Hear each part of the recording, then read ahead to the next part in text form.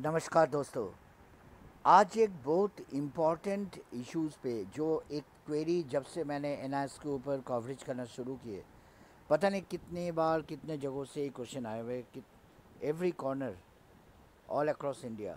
और इस तरह की क्वेरीज आने का एक ही वजह है कि बहुत सारी जगहों पे बच्चों को इस तरह के सिचुएशन फेस करने पड़ रहे हैं।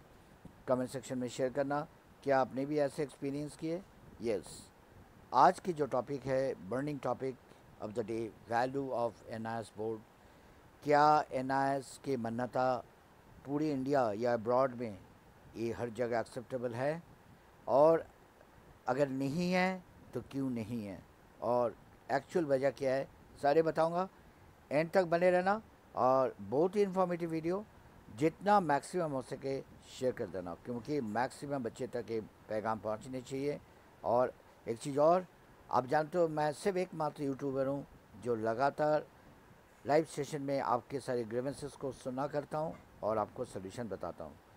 वो भी काम करना बहुत ज़रूरी है, क्योंकि आप लोगों के प्रॉब्लम शॉर्ट आउट करने के लिए कोई नहीं है।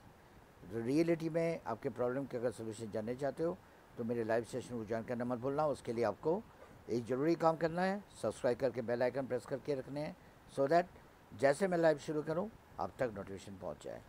Yes guys, value of NIS board. क्यों बार बार लोगों को इस तरह के क्वेश्चन मन में आता है? क्या ये ओपन बोर्ड होने के नाते क्या ये एक्सेप्टेबल नहीं है? एनआईएस के सर्टिफिकेट क्या सिर्फ एक कागज़ के टुकड़ा है?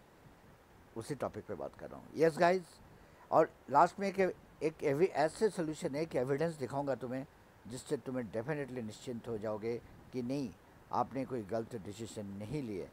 देखो, मैं शुरू से कहते आ रहा हूँ, एनआईएस में बच्चा मजबूरन आते हैं, लेकिन कोई बच्चा अगर एनआईएस से डिग्री लिए भी है, 10-12 के सर्टिफिकेट लिए भी है, डेफिनेटली आगे उनको हायर एजुकेशन के और otherwise college admission, university admission में, स्टेट यूनिवर्सिटी हो चाहे सेंट्रल यूनिवर्सिटी हो, किसी तरह के कोई रोक टोक नहीं है। यस बच्चे, आप ठीक सुन रहे हो, ये हमारी ह्यूमन रिसोर्स डेवलपमेंट के अंदर आते हैं और एचआरडी के अंदर है, और एजुकेशन मिनिस्ट्री के दायरे में आते हैं। ठीक जिस तरह सीबीएसई एजुकेशन मिनिस्ट्री के अंदर आता है, एनआईएस भी उसी तरह इसके दायरे में आता है। अंतर सब ये है कि यहाँ कोई रेगुलर क्लासेस नहीं है, ये ओपन स्कूल है, लेकिन इसका मतलब ये नहीं कि इसे नेगलेक्ट करा जाएगा।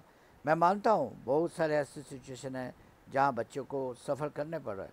इवन बहुत सारे प्राइवेट कॉलेजेस आज के डेट में जो फेमस कॉलेजेस है, मैं नाम नहीं ले रहा हूँ, प्राइवेट कॉलेजेस भी कई बार इस सर्टिफिकेट को देख के बच्चों को डिनाई किए हैं। पीछे ऐसे स्टांस भी है, और बहुत सारे ऐसे सिचुएशन में भी बच्चे को इंटरव्यू बोर्ड में भी रिफ्यूज़ करा गया, ये कह के कि नहीं, आप ओपन स्कूलिंग से करके आए हो। ओपन स्कूलिंग से करके आना कोई गुनाह नहीं है। ओपन स्कूल में वही बच्चे जाते हैं जिनको रेगुलर स्कूल जाने को मौका नहीं मिला, वजह चाहे कोई सा भी हो, चाहे फाइनेंशियल कारण से, चाहे फैमिली कंसर्न के कारण, चाहे वो जॉब में है इस कारण, चाहे उनके एज बार से ऊपर हो गए इस कारण, वजह चाहे कोई सा भी हो।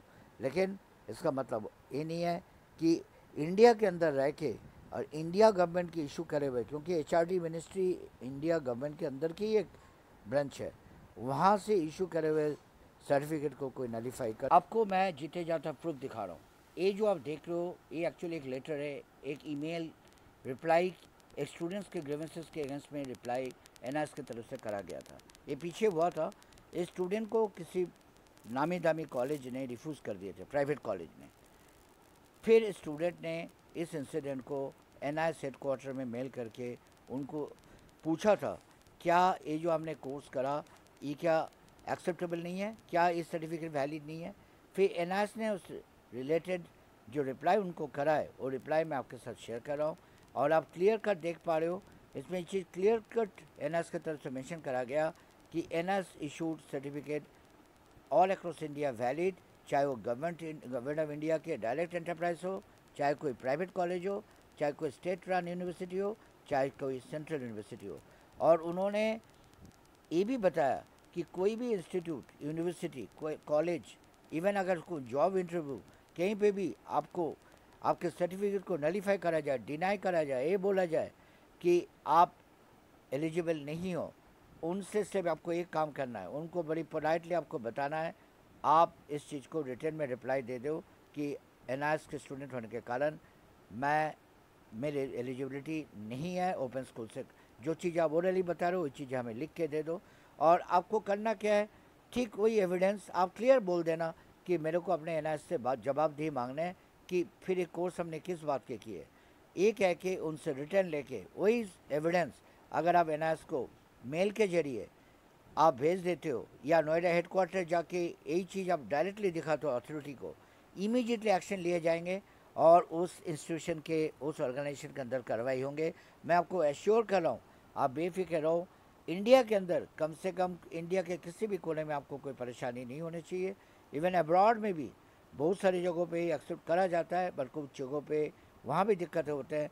तो चाहे किसी भी सिचुएशन में आप उस एविडेंस को कलेक्ट करना मत भूलना, और वही एविडेंस के बेस पे आपको NIS कार्रवाई आगे आपके NIS से मदद मिल जाएंगे और उस इंस्टीट्यूशन के खिलाफ उचित कार्रवाई करा जाएगा।